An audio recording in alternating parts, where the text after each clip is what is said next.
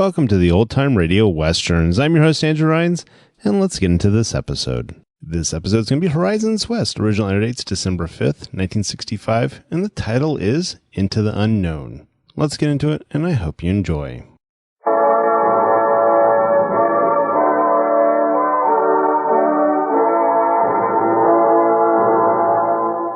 The American West.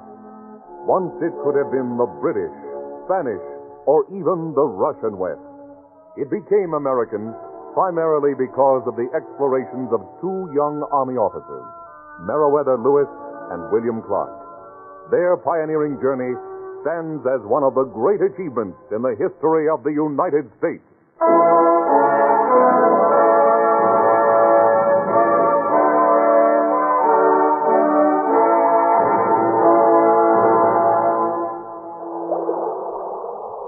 What's that sail, Cruzat? You'll upset us in this wind. You wish to handle the boat, Cabot? No, but I want you to stop taking chances. My wife and my baby are aboard, and I cannot swim. Stop worrying, Charbonneau. Cruzat is playing that sail as expertly as he does his violin. He'll get us extra miles today. Less hauling and pulling when the wind dies away, Charbonneau. Cruzat, want to play the fiddle tonight? Oh, that's up to Captain Lewis, Winter. I'll make you a bargain. Get us 25 miles and you can play, the men can dance, and I'll order a dram issued to each man. Scannon, quiet. Who's that antelope, sir? Antelope? There, in the river. A good fat buck, sir. Can I send the dog after him? You would kill the captain's dog, Windsor? Don't worry about Scannon, Charbonneau. You pulled an antelope out of the river once before you joined the expedition. All right, Scannon, go get him. I don't know about you, Captain, but I'm tired of buffalo meat every night for supper. Will you look at that dog swim? Suppose the current switched him downstream to the opposite shore. Not Scannon. He'll come back to the boat.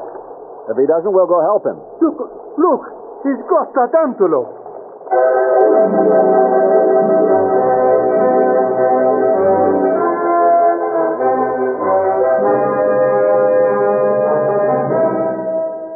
Horizons West, the continued story of the Lewis and Clark expedition.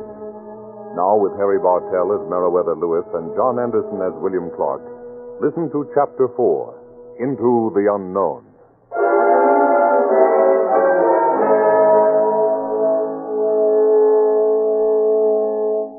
April 26, 1805. It was 3 weeks since the Corps of Discovery left their winter quarters near the Mandan villages in what is now the state of North Dakota. Favorable winds had brought them over 300 miles up the Missouri into more unsettled country, unexplored by the white man. That night we made camp opposite the mouth of a river which poured swiftly into the Missouri. Billy Clark identified it as the Yellowstone from descriptions given us by the Mandan Indians. Along with the buffalo meat provided by George Drouillard's rifle, we had antelope for supper provided by Scannon, who lay by the fire. Yeah, Scannon. Do you want him to have that, George? He earned it, Captain Lewis. No longer am I, George Drouillard, the best hunter in this corps. Oh, by the way, from now on, it will be wise to keep the dog close to you, sir. We are in grizzly bear country. Scannon might make the mistake of going after one of them. He might. Right now, he's not afraid of anything. Excuse me, Captain Lewis, but Cruzat says we came 30 miles today. 28, by my reckoning. 28? Thank you, sir. Anyhow, Cruzat wants to know if we should get out his fiddle. 28's more than 25, isn't it? Yes, sir. Tell Sergeant Ordway to issue a drink to each man. Yes, sir. Thank you, sir. You're letting them dance tonight? They need fun and relaxation. The minute the wind stops, they'll be pulling the boats upriver, and they won't have enough energy left to dance. You're right, Meriwether. George, the Indians say grizzlies are the most dangerous of all animals. Mandans go in bands to hunt them. Riflemen should do the same. A grizzly can keep charging even with a dozen shots in his body. Only a ball to the brain stops him dead. I suppose we'll have to go after a few of them in the interest of science. We'll need some specimens for Mr. Jefferson, at least the bones and the skin. The grizzly I saw this morning was at least 8 feet tall, and I guess his weight is about 1,000 pounds.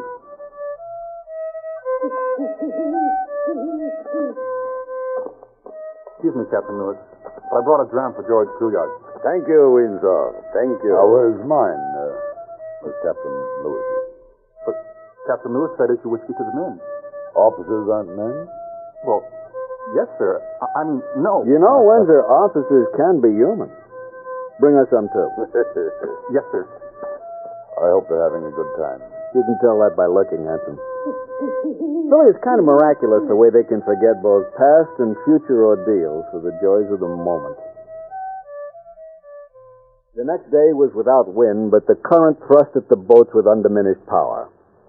Billy Clark ordered men on the oars and the poles, and stout lines, some of rope and some of elkskin, were run from the prows of the boats to the shore, where men strained on them to pull the boats upstream.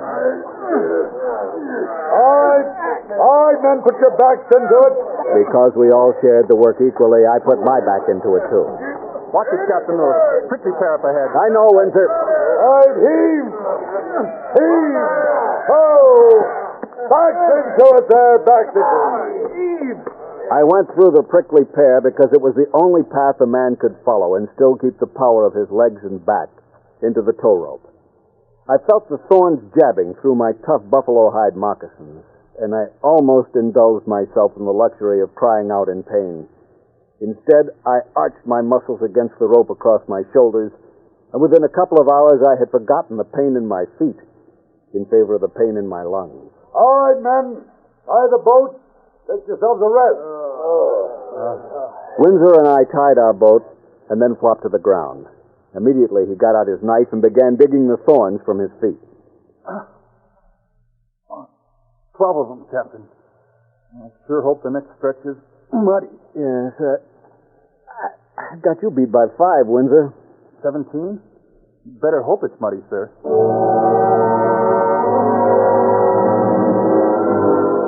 The following day, I stayed on shore to verify certain geographical features described by the Mandan. Noting signs of bear, I armed myself with rifle, knife, and my espontu, a short spear hatchet issued to all infantry officers. I followed the Missouri to where a small stream tumbled into the main river from the north. Inland a few miles, it would be broken by rapids. If it was the stream the Mandans had named the Medicine River. I came across a buffalo cow. Not knowing how far away the rapids were, I decided to provide myself with food. It was a good clean shot which dropped the beast in her tracks, and I moved toward a potential lunch, supper, and breakfast. Then I heard the grizzly in turn. The sound of my rifle had angered the huge creature, and he was lumbering toward me. I swung my rifle upward, only to remember that I had fired it and had not reloaded. I ran as fast as I could through the... The bear was about to run me down. I angled toward the rapids, death of a different kind if I should plunge into them. In desperation, I dropped my empty rifle and presented the oncoming monster with the lethal end of my espontu. For some unaccountable reason, or perhaps it was the intervention of God, the grizzly stopped, looked at me, turned, and ran away.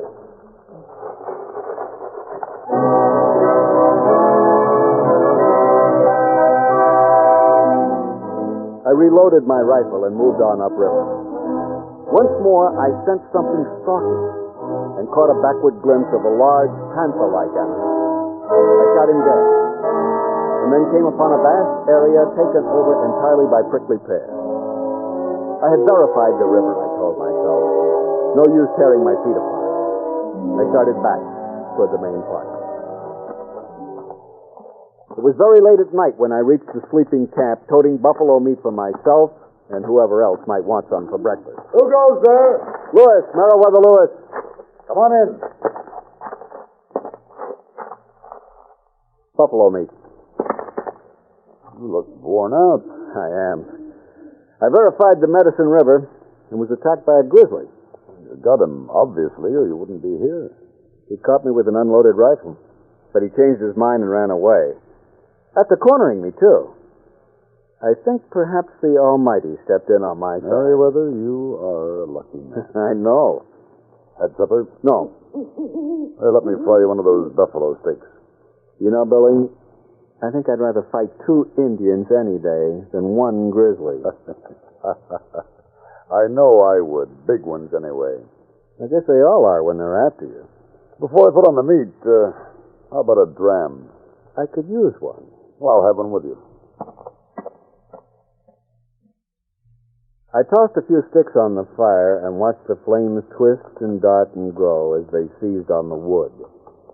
As I do occasionally, I blessed the unknown human who first stumbled upon the secret of making fire millenniums and millenniums ago. Fire and the wheel, the 2 prime discoveries of man. 2 thimbles in a bottle. Pour, Merriweather. With pleasure. Billy, fire or the wheel, which is the greater discovery? Neither. Whiskey. Here's to your kind-hearted grizzly bear. With 1 swipe of a paw, he could have eliminated me. Here's to the paw he didn't raise. The hardest animal in the world to kill, and you with an unloaded rifle. Even if it had been loaded, I'd have had to hit him in the eye to drop him with a single shot. George Rouillard did it once. No, I thought of that on the way in. I realize now what a tremendous feat that was. Master hunter. I came to another conclusion about the grizzly. The thing that makes him so dangerous isn't just his physical ability, it's his unpredictable nature. You mean his intelligence? Yes. You have to be intelligent to be unpredictable. I suppose he turned away because he didn't like my human smell. Well, it all points up one great need for men like us, men who go wandering out in the wilderness. What's that, Billy?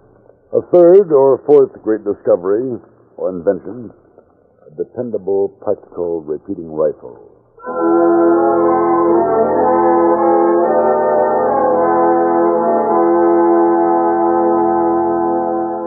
For days, adverse weather conditions continued, and we were forced to use the tow ropes constantly. Every man in the Corps limped about on sore and lacerated feet. Then, on May 14th, we were awakened by a breeze caressing our faces. Feel that, Merriweather? Praying it turns into a wind. Come on, everybody. Everybody up. On your feet. All right. Let's go. By the time we pushed off from the shore, the breeze had quickened. Our sails filled, and we scudded along upriver. Any suggestions about flaying sail, Charbonneau? Mon Dieu, Cruzat. Surely you can increase our pace. Surely you can extract more from so brisk a wind. The wind held. By noon, we were sure it would hold the rest of the day and maybe longer. And Billy and I broke a rule which we had followed until this moment. We both went ashore at the same time to catch up on the botanizing. That's a fine day. I'll have no trouble with the boat. With this wind, we'll have to walk a good 10 miles to catch up to their evening camp. Hey, Merriweather, look. I've never seen a grass like this. If it is a true grass. Sheath leaves. I'd say it is family Graminia, all right, but this particular variety is new to me, too. We better take a few specimens. Billy, it's the big white boat. They're in trouble. What's Charbonneau doing at the tiller? Into the wind, Charbonneau, into the wind! He can't hear you. We both continued to yell and ran down to the edge of the water, although those in the boat were too far away to pay us any heed. It was a frightening sight. Charbonneau made no move to control the helm, and the boat, at the mercy of the wind, capsized. Most of our medicines are in that boat. Then a fortunate gust of wind righted the large canoe, and Cruzat, pointing what certainly must have been a wet pistol at Charbonneau, made him take the tiller and obey instructions. Look at Sacagawea. Calmly, the Shoshone woman held her baby in the crook of one arm and used her hands to scoop up and save articles which threatened to drift away from the partially flooded boat. While the men bailed, Cruzat browbeat Charbonneau into beaching the craft. We ran down to the boat in time to keep Cruzat from attacking Charbonneau. Yellow dog, I will break your head wide open. Try it, Fiddler, try it. Stop it. All right, that's enough. That's enough. Yes, sir. I'm sorry, Captain, but you're right. You men, Fields, Lafarge, Shields, McNeil, unload the boat. Put out the gear to dry. Windsor, start a fire. Yes, sir. Cruzat, I want to know what happened. Well, sir, I was in charge of the boat. I supposed either you or Captain Clark told Charbonneau to take the helm. Rouillard had it all morning, didn't he? Yes, sir. I assigned you to your post, Rouillard. Why didn't you resume it after the noon meal? Well, Charbonneau acts like he belonged there. He say it was his turn at the tiller. After this, nobody assume anything without verifying it. Is that clear? Yes, Captain. Yes, sir. Charbonneau, did I say anything that gave you the idea I wanted you with that tiller? No, sir. Then why did you do it? Well, sir, boats fascinate me. I want to be in them. I want to steer them. I'll be all right except for a fear of the water. If you ever touch the sail or the tiller of a boat again without orders, I'll have you shot.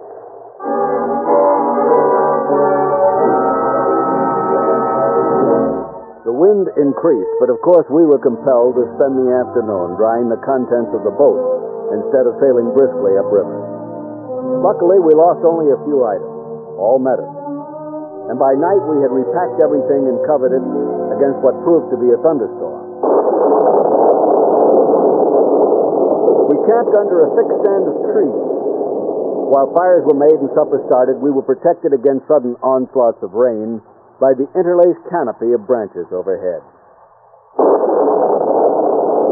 It had been a frustrating day, and the moment the evening meal was over, the men sought out their blankets. Feeling wakeful, wondering how much we would have to endure before reaching the Rocky Mountains, I took the first watch. The camp was heavily asleep. I remained under the biggest of the trees where Billy Clark, George Rouillard, Cruzat, and several others were sleeping. Scannon lay near me. Scannon, be quiet. I want to wake the whole camp. The dog pushed to his feet. He stared at me, the tree, then back at me, as if he were trying to tell me something. Now the men about me were beginning to get up. I first Scannon, and then me. What's wrong with that dog, Captain? I think we'd better get clear of the tree. Fast. All the way, George! You're not in the clear! Get better!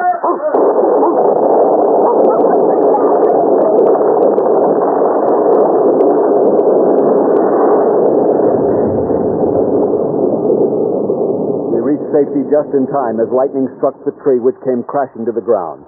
The noise awakened the entire camp. For a moment, while the others rushed to surround us, we who were directly concerned were silent. Then Cruzat managed to speak. Thank heaven we all got clear. It was Scannon. He kept at us until we moved. That dog knew? Some dogs have a perception like a sixth sense. From now on, Scannon gets the choice of the meat that I shoot. The big dog stood there looking at us, his tongue lolling and his tail wagging. I showed him my approval by scratching his ears, and so did Billy. But the others just wanted to touch him, as if he was some sort of magic talisman.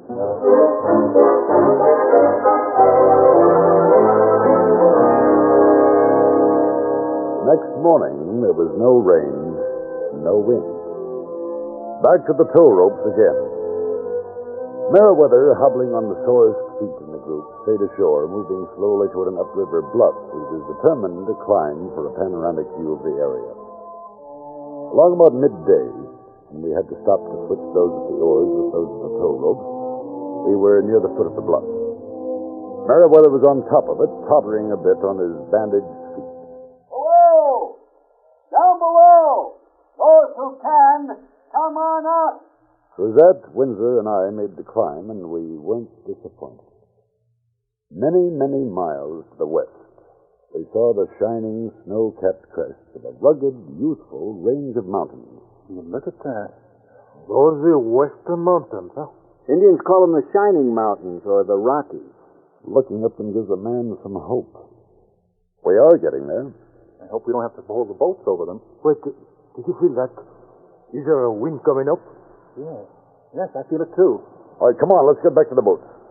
Let's use that wind, get a few miles closer to those snowy monsters.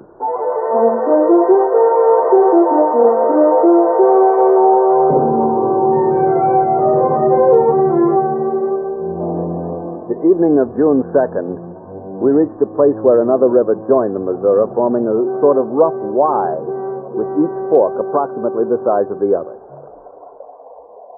Looks like a problem to me, Meriwether. We're to follow the Missouri, but which is the Missouri? At this time of night, I don't know. Let's wait till morning. It's going to be a hard decision, night or morning. Let's bolster morale by asking Charbonneau to cook supper. Whatever weaknesses Charbonneau had, they had nothing to do with his culinary skills. Well-filled stomachs made us sleep easily, and we awoke to a morning which showed us our dilemma of the two rivers in bright sunshine. Whether both forks look about the same width, I judge they're about equal in volume of water. Either one could be the Missouri. We need to do a little reconnoitering. Most of the men are footsore and exhausted. We'll have to keep reconnaissance parties at minimum strength. 5 or 6 each. If you agree, I'll explore the South Fork with York, Sergeant Gass, George Shannon, and the two Fields boys. It's a fairly healthy group. I'll take Sergeant Pryor, Shields, Windsor, La Paz, Cruzat, and Brouillard. Might be a good idea if Sergeant Ordway moves camp to the spit of land between rivers. The men can rest and make new markers. Good. How far upstream do you want to go? Let's figure a maximum of 4 days. Well, that should tell us something definite. We assembled our respective patrols, and a few minutes after Billy Clark had started along the South Fork, I led my 6 men along the banks of the North Fork. This river seemed to be flowing in almost a north-south direction, through open plains-type country. It's the Missouri, Captain. It looks like that. Same old Missouri mud. And the same old prickly pear along the opposite bank. And you all think it's the Missouri because the water's muddy. The bottom, too, is earthy and soft. If it is the Missouri, how do you account for the north-south direction? The way to the Pacific is west. Sooner or later, it will turn west, sir. I wish I could be as certain as you are. George, you and Sergeant Pryor better move on ahead and shoot us some dinner. Yes, sir. What is your pleasure? Buffalo, elk, deer, bear, or waterfowl? How about prairie dogs? What, you mean that, sir? You better get a few just in case there's nothing bigger available. Yes, sir. As it turned out, Pryor and Brouillard shot elk along with the prairie dogs, but fussy appetite or not, I found I preferred the latter.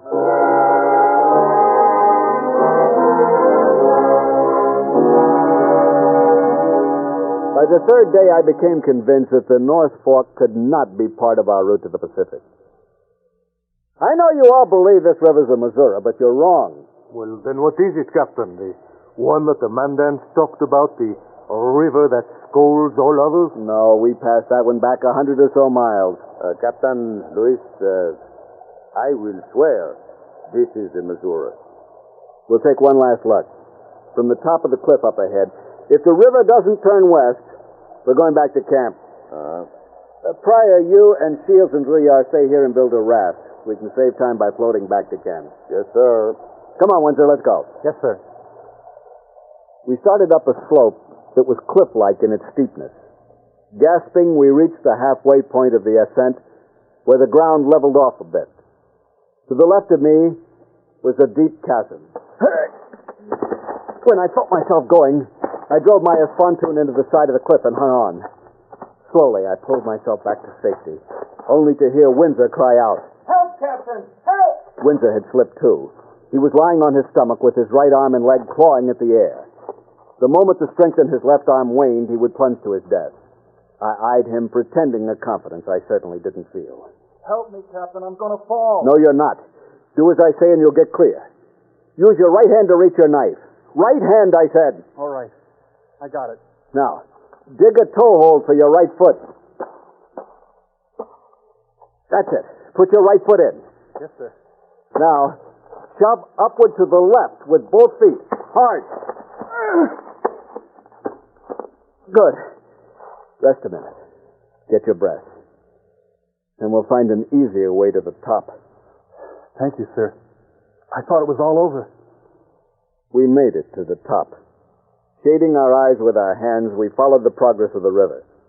It continued a winding course north with no significant turn to the west. Using a different descent, we returned to the river bank where the other four were grouped about a partially built makeshift raft, eyeing it dubiously. He's no use, Captain. There just is not enough wood here to make a seaworthy raft. On the way back to the main camp, a disagreeable trip because rain turned the earth into a particularly viscous mud beside the river. I spoke of the two rivers to the men.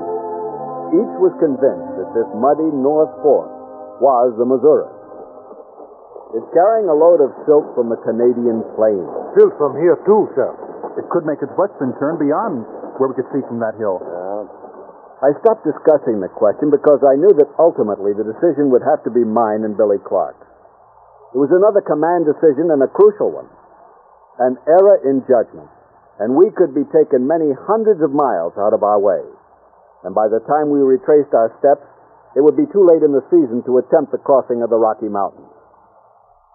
Cold, wet, and tired, we reached the main camp 2 days late. After a warm meal and a chance to dry out, I was ready to attack the problem of the two rivers. Men, move in here so Captain Lewis and I can talk to you. Yes, sir. About the rivers, Captain Clark? That's right. I think we all know that a wrong decision could possibly cause the failure of the expedition. The very best, it could delay our arrival on the Pacific coast a year. Charbonneau, did you discuss it with Sacagawea? Yes, Captain. We spent much time talking. When she was stolen from her people 5 years ago by the Gros Ventre raiding party, they stayed away from the rivers where they might find other Indians. They rode swift horses overland, clear to the Dakota country. She remembers no talk among her people about these two rivers. No, but it is her opinion that the muddy one is the Missouri. For what it is worth, that is also my opinion. The 6 men who went with me also agree with that. Well, simply because the South Fork is clean and clear with a pebbled bed. That's not the Missouri they've struggled with the past year, but it does happen to be the Missouri of the mountains before taking on a burden of plains country silt. And it does head west. None of us wants to make a mistake, sir. None of us wants to fail any more than you. Since I got back from the reconnaissance with Captain Lewis, I've talked to everyone. 29 of us are in favor of the North Fork. 30 if you count Sacagawea. Well, you may be in favor of it, Windsor, but that doesn't matter. The decision has to come from Captain Lewis and me. Some of you may know that I have a fiancée back in Virginia, Miss Mariah Wood. Very attractive young lady. I've just named the North Fork Mariah's River after her, so it can't be the Missouri. I don't mean to say that your opinions don't count, because without you, there would be no Corps of Discovery. What I do mean is that Captain Lewis and I have to live with the results of the decision, good or bad. That's one of the penalties of being an officer. We both want you to get as much rest as possible today. Tomorrow we move west, up the Missouri, the clear South Fork that leads to the mountains. The men thought we were wrong, yet they were determined to follow us. This loyal group was a far cry from the half-disciplined Corps of Discovery that set out from St. Louis over a year ago. Suddenly, I felt like a giant. Because of the men, we would make it. We would stand on the Pacific shore, and we would make it back to report our discovery.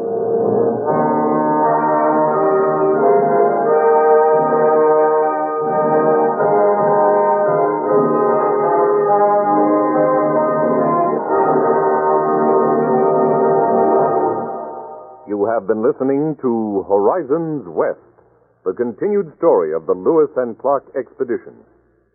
Chapter 4, Into the Unknown, starred Harry Bartel as Meriwether Lewis and John Anderson as William Clark. Featured in the cast were Karl Swensen, Sebastian Cabot, Don Diamond, Stephen Bell, and Dal McKennon. Our story was written by Carl A. and William Tundberg and directed by William Lally. Sound patterns by Gene Twombley. Michael Rye speaking. This is the United States Armed Forces Radio and Television Service.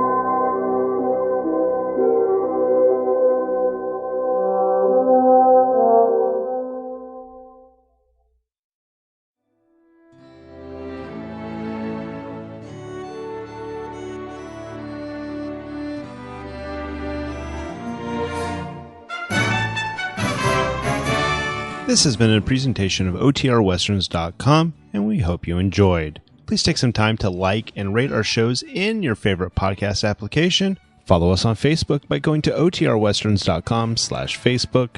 Join in the conversation by going to OTRWesterns.com/Discord. And don't forget to send us an email, podcast@OTRWesterns.com. This episode is copyright under the Attribution Non-Commercial Share Alike copyright. For more information, go to OTRWesterns.com/copyright. Have a great day, and again, thanks for listening.